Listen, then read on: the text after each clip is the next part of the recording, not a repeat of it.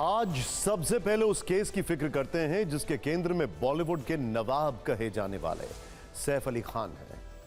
सैफ पर हुआ हमला इस वक्त देश की सबसे रहस्यमयी खबर बना हुआ है। इस हमले की कहानी पर जो सवाल उठ रहे हैं वो अपने आप में किसी चाकू की तरह हैं और आने वाले दिनों में उन सवालों से न जाने कौन कौन घायल हो सकता है।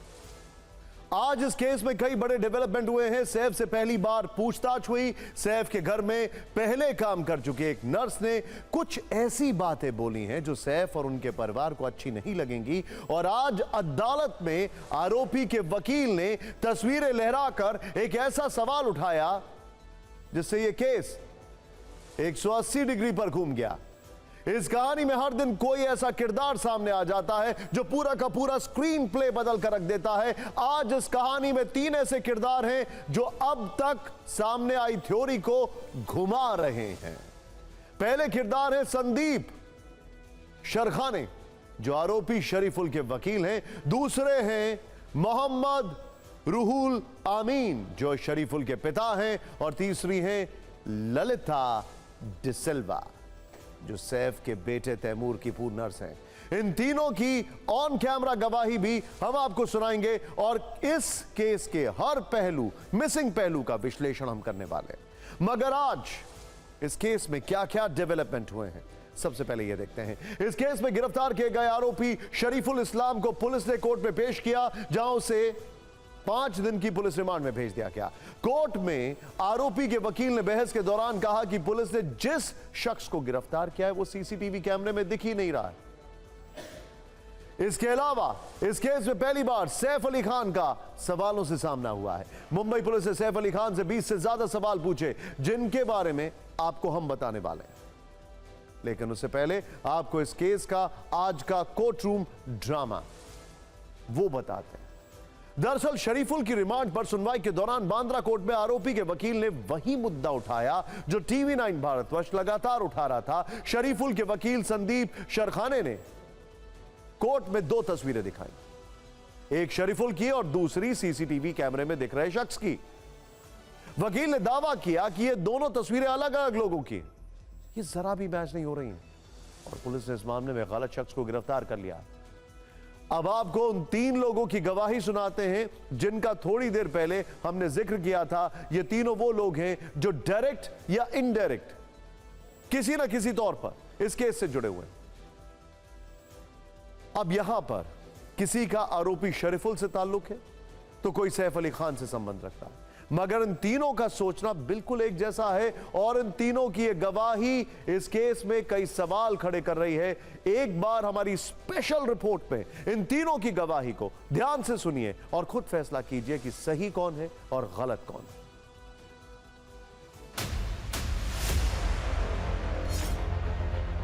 टीवी 9 भारतवर्ष की स्क्रीन पर दिख रहे शख्स को आप जरूर पहचानते होंगे। पिछले कुछ दिनों से अखबारों, सोशल मीडिया और तमाम ऑनलाइन पोर्टल पर इसकी तस्वीर वायरल है। नाम है शरीफुल इस्लाम।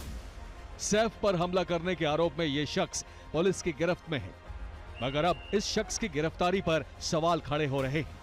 ये सवाल हम नहीं उठा रहे बल्कि वो लोग उठा रहे हैं जो इस केस से ताल्लुक रखते हैं। उनका कहना है कि पुलिस ने सीसीटीवी फुटेज में दिख रहे आरोपी को नहीं पकड़ा बल्कि उसकी जगह शरीफुल को गिरफ्तार किया है और ये दोनों अलग अलग हैं। सबसे पहले गवाह नंबर 1 को सुनिए। गवाह नंबर 1 नाम संदीप शरखाने, आरोपी शरीफुल के वकील। जो फुटेज वो दिखा रहे हैं वो एक ही फुटेज और फोटो के वजह से वो उसमें काफी अंतर है।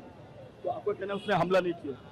नहीं किया, अभी इन्वेस्टिगेशन में आ जाएगा। बिल्कुल। सुना आपने, आरोपी के वकील का दावा है कि गिरफ्तार किया गया शख्स और सीसीटीवी में दिख रहा शख्स दोनों अलग अलग हैं। अब इस मामले में दूसरे गवाह का ऑन कैमरा बयान सुनाते हैं। गवाह नंबर 2 नाम मोहम्मद रूहुल अमीन, आरोपी शरीफुल के पिता। আমি তো দেখেছি যে শরীফুলকে আটক করেছে সে তো সেই শরীফুল তো আমার ছেলে, কিন্তু যে ছবি ভিডিও ফুটেজে আছে দেখালো সেই ছবি সেই ছবিতে চুল বড়। পুরা ভারতবর্ষে বিশাল দেশ, আমাদের বাংলাদেশ তো অনেক ছোট, তা অত বড় দেশে মানুষের মতো মানুষ তো আছে। इन दोनों की गवाही आपने सुन ली। आपको ये लग सकता है कि ये दोनों तो आरोपी के पक्ष वाले हैं। हो सकता है केस को उसके पक्ष में मोड़ने के लिए इस तरह की बातें कर रहे हो। तो फिर अब आपको गवाह नंबर 3 का बयान सुनाते हैं, जिसका आरोपी शरीफुल से कोई लेना देना नहीं है। गवाह नंबर 3, नाम ललिता डिसिल्वा, सैफ के बेटे तैमूर की पूर्व नर्स। आपने भी उन तस्वीरों को देखा होगा, आपको क्या लगा? आपको भी क्या इसी तरह की सोच आपके माइंड में आई कि दोनों अलग अलग थे? एग्जैक्टली नो, वो तो आ ही जाएगा कि दोनों शक्लें अलग क्यों है। अगर आपने बताया है, पुलिस वालों ने बताया कि हमने इसे पकड़ लिया है, तो फिर वो दूसरा फिर सस्पेक्ट कैसे आ गया? इन तीनों लोगों का मानना है कि जिस शरीफुल को पुलिस ने पकड़ा है वो सीसीटीवी कैमरे में दिख रहा शख्स नहीं है। सोशल मीडिया पर भी इसे लेकर डिबेट चल रही है। लोग मुंबई पुलिस से सवाल पूछ रहे हैं कि क्या सीसीटीवी में दिख रहे आरोपी को पकड़ने से वो चूक गई है। आप भी अपनी स्क्रीन पर चल रही इन दोनों तस्वीरों को ध्यान से देखिए। क्या आपको भी लगता है कि ये दोनों अलग अलग हैं? इस केस में आज पहली बार सैफ का सवालों से सामना होता है। पुलिस ने इस केस से जुड़े कई सवाल सैफ अली खान से पूछे। उन सारे सवालों की लिस्ट TV9 भारतवर्ष के पास है, मगर हम आपको सैफ से पूछे गए 5 अहम सवाल बताने वाले हैं। वो सवाल जिनका जवाब इस केस को सुलझाने में मुंबई पुलिस की मदद कर सकता है। ध्यान से देखते हैं। पुलिस ने सैफ से पूछा कि घटना के समय घर में कितने लोग थे और कौन कौन मौजूद, कहां कहां था। क्या आपको हमलावर की शक्ल याद है? उसे पहचान सकते हैं? हमले के बाद आप अस्पताल कैसे पहुंचे? अस्पताल जाते समय आपके साथ कौन कौन था? आपने अपने घर में या दरवाजे पर सीसीटीवी कैमरा क्यों नहीं लगवाया? जो शख्स सीसीटीवी में दिखाई दे रहा है, क्या वही हमलावर है? इंटरेस्टिंग बात यह है कि एक जमाने में कुछ ऐसा होता था कि जब तक शिनाख्त नहीं हो जाती, शिनाख्त परेड नहीं हो जाती, तब तक जो भी आरोपी है उसका चेहरा सामने नहीं आता था। लेकिन अब शायद चीजें बदल गई। सवाल बड़े इंटरेस्टिंग है। सैफ ने इन सवालों के जो भी जवाब दिए हों, उम्मीद है कि उनसे पुलिस को इस केस में काफी मदद मिलेगी। सैफ से पूछे गए सवाल तो आपने देख लिए हैं। अब हमले वाली रात की कहानी को सैफ की जुबानी भी सुन लीजिए। सैफ अली खान पर अटैक हुआ था। पूरे घटनाक्रम के दौरान वो अपने घर के अंदर मौजूद थे। तो आपको बताते हैं कि पुलिस को दिए बयान में सैफ ने उस रात की घटना का क्या वर्णन किया है। सैफ ने पुलिस को बताया कि 16 जनवरी की रात वो अपनी पत्नी करीना के साथ 11वीं मंजिल पर बेडरूम में थे। तभी अचानक उन्होंने अपनी नर्स एलियामा फिलिप की चीखें सुनी। नर्स एलियामा फिलिप जहांगीर के कमरे में ही सोती हैं। सैफ ने एलियामा के कमरे के पास एक अजनबी को देखा। वहां उनका बेटा जहांगीर रो रहा था। सैफ ने हमलावर को दबोच कर पकड़ लिया। तभी हमलावर ने सैफ की पीठ और गर्दन और अन्य जगहों पर चाकू से कई बार कर दिए। घायल होने के बाद किसी तरह सैफ ने खुद को छुड़ाया। हमलावर को पीछे धक्का दिया। सैफ ने पुलिस को यह भी बताया कि धक्का देने के बाद उन्होंने हमलावर को जहांगीर के कमरे में बंद कर दिया और घर के बाकी कर्मचारी उनके बेटे जय को लेकर 12वीं मंजिल पर भाग गए।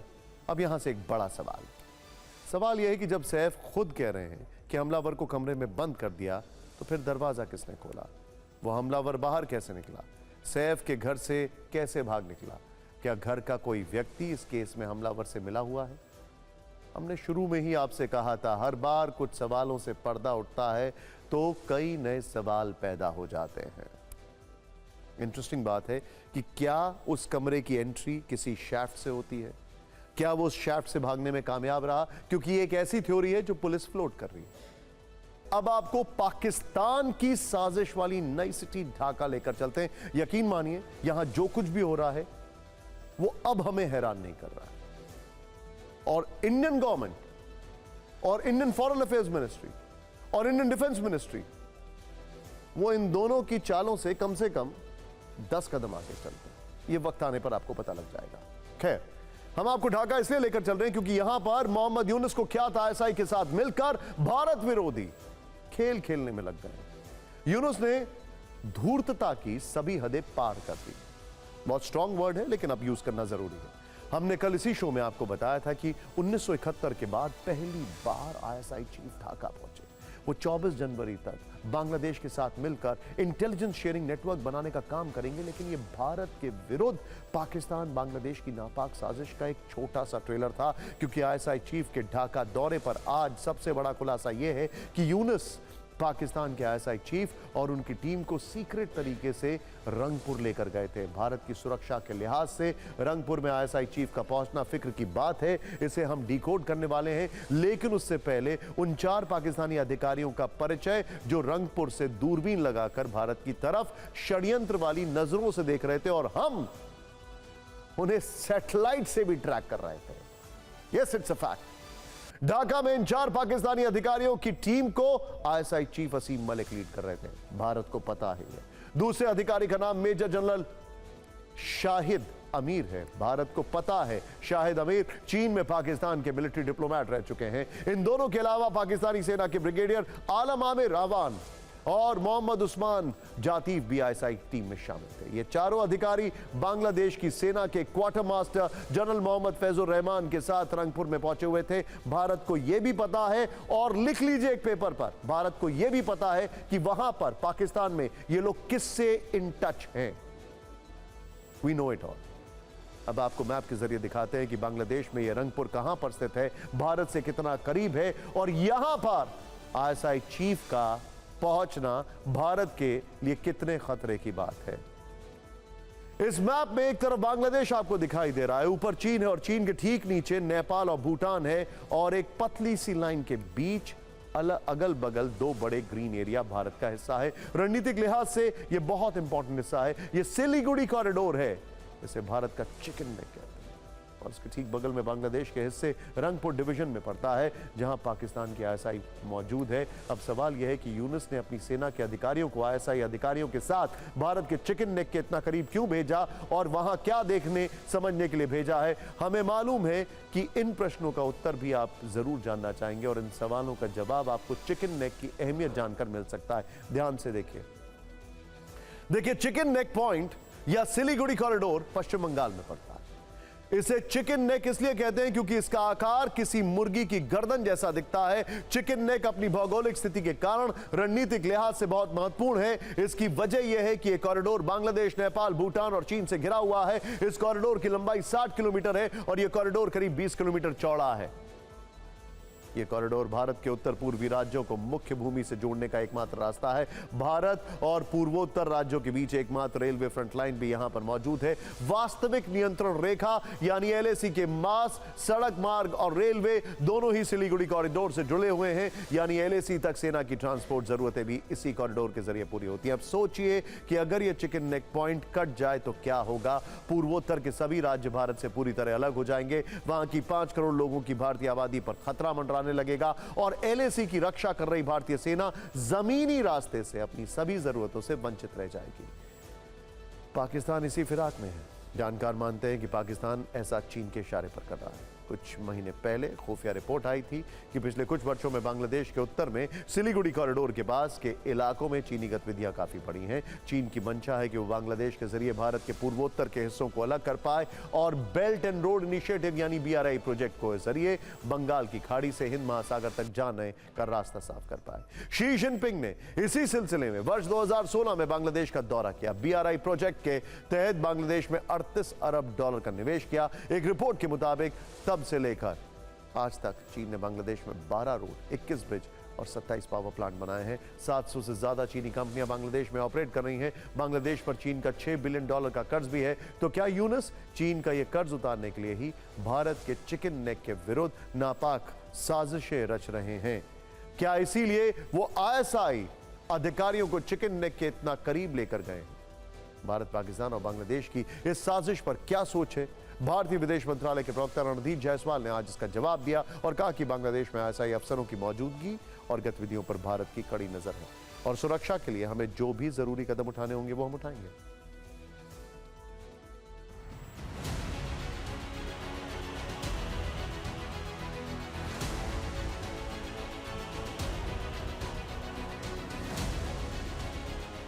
जो भी गतिविधियां हमारे पड़ोस में या हमारे क्षेत्र में भारत के इर्द गिर्द होता है, उस पर हम हमेशा पैनी नज़र बना के रखते हैं और ऐसे गतिविधि खासकर जिसका ताल्लुक हमारे सिक्योरिटी सुरक्षा के साथ है, राष्ट्रीय सुरक्षा के साथ है, उस पर हमारी नज़र रहती है और जो जिस प्रकार का जो कदम उठाने हैं हमको वो हम उठाएंगे।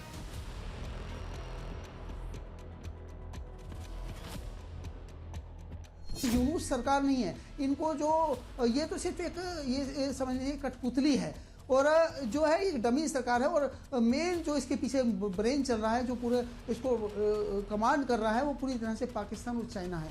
और कहीं ना कहीं इसी कड़ी के अंदर मकसद है कि नॉर्थ ईस्ट को पूरी तरह से तोड़ दिया जाए। भारत सरकार ने पूरी तरह से वहाँ पे रोड का जाल बिछा दिया है, तो ऐसे में इतना आसान नहीं है कि नॉर्थ ईस्ट के अंदर इस प्रकार का माहौल पैदा किया जा सके।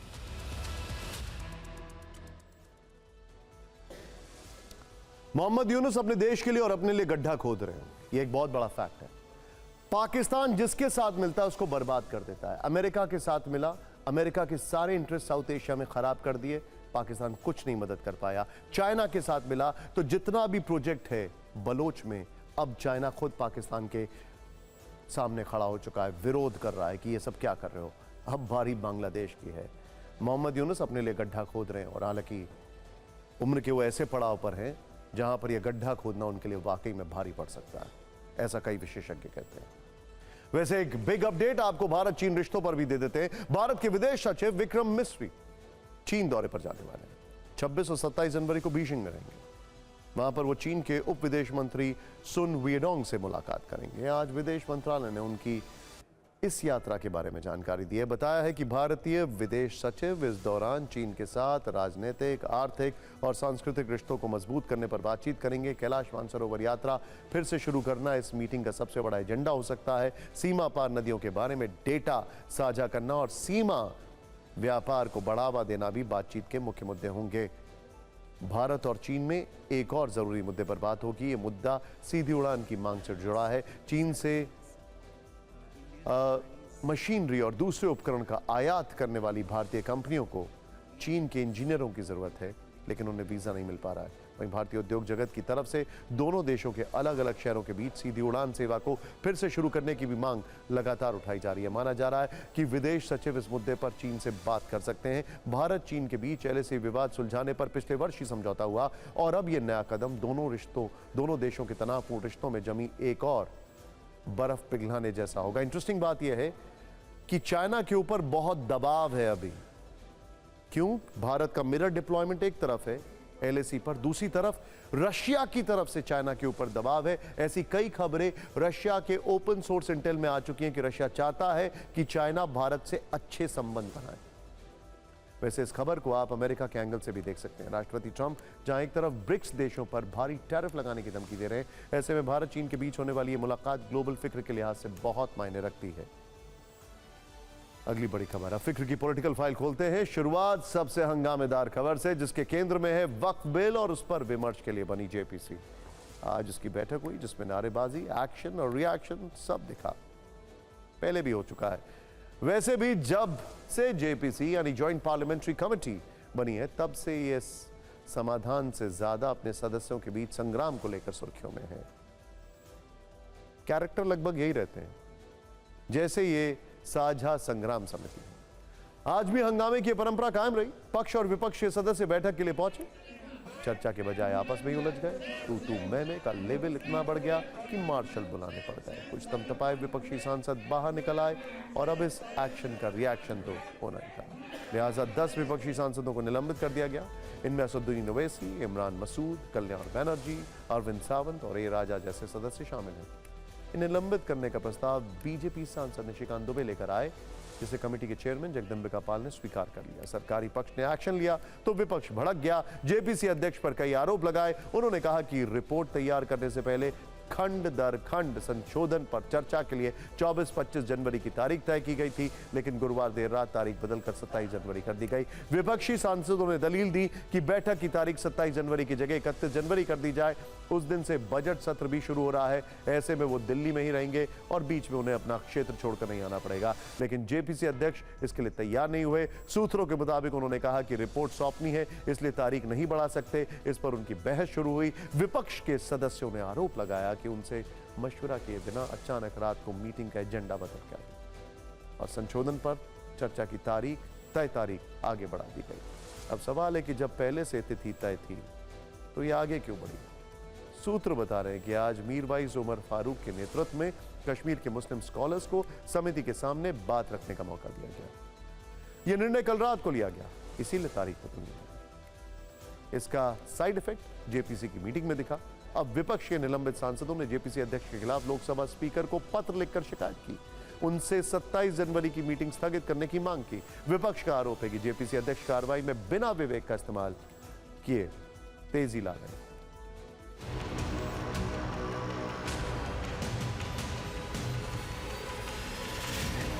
जैसे हाउस ऑफ पार्लियामेंट, उसमें बिल में आके हंगामा करना, नारे लगाना, शाउटिंग करना और जिस तरह से डिरोगेटरी या अनपार्लियामेंट्री शब्दों से हमको और हम लोग सबको गाली दे रहे थे, तो मुझे लगता है कि मजबूर होकर के हमारे माननीय सदस्य निशिकांत जी ने प्रस्ताव किया, उस पर सभी ने सर्वसम्मत से उनको निष्कासित किया। आज जब मीरवाइज के लिखा था, सबसे पहले कश्मीर के बारे में विपक्षियों की क्या व्यूज है, विचार है, आज ये एक्सपोज हुआ और एक्सपोज ये हुआ कि मीरवाइज वहाँ बैठे रहे, मीरवाइज के सामने इन लोगों ने हंगामा किया, बदतमीजी की, और ये कहीं से भी पार्लियामेंट्री डेमोक्रेसी के खिलाफ है।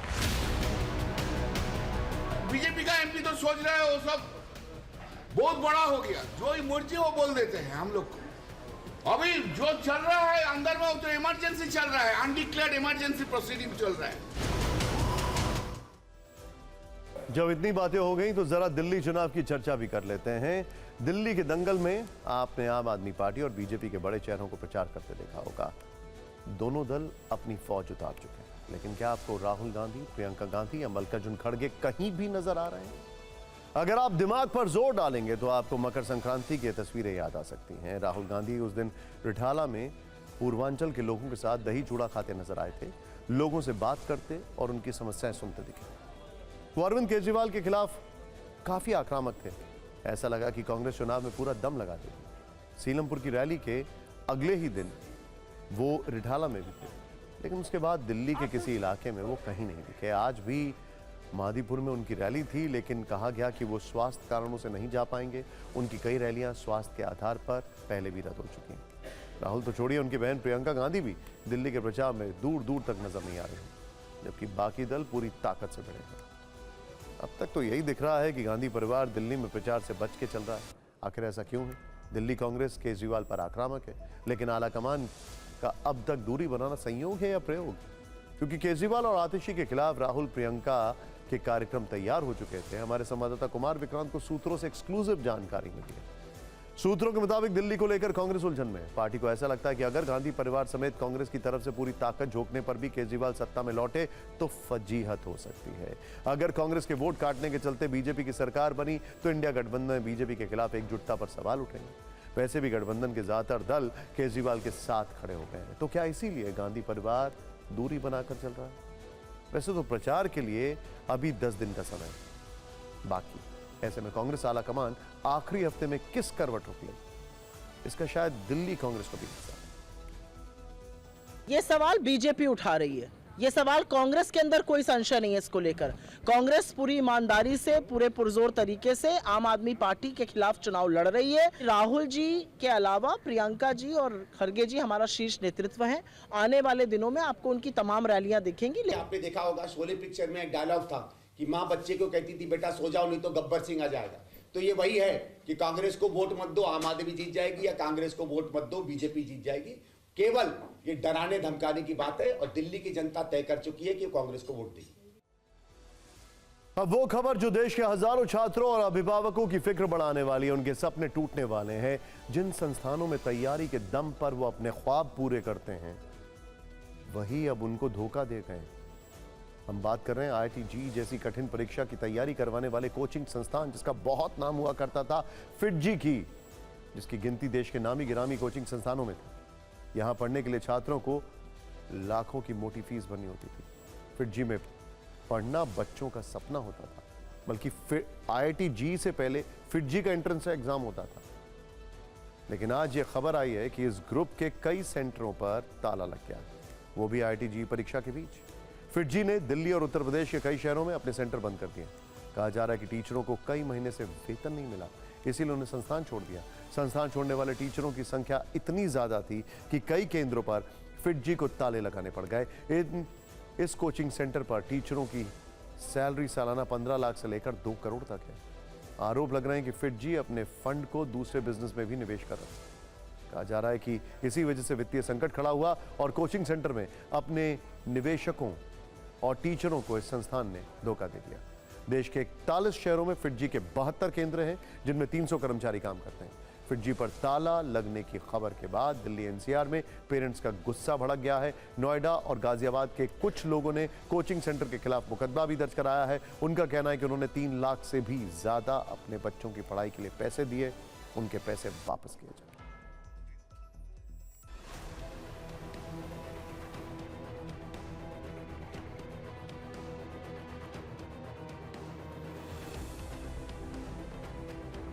फीस लोगों ने 5-5, 6-6 लाख रुपए फीस दी हुई है और फिटजी क्या है कि 1 टाइम फीस लेता है एडवांस में पूरे कोर्स की। ये सबसे बड़ी बात है। तो जिसने 4 साल के कोर्स में अपने बच्चे को 6 लाख रुपए की फीस के साथ एडमिशन कराया है, वो 6 लाख रुपए एडवांस में ले ली गई। 5 लाख रुपया, 4.5-5 लाख रुपया हमने 5 साल का पे किया है। 100%, एक भी रुपया मेरे यहाँ बाकी नहीं है।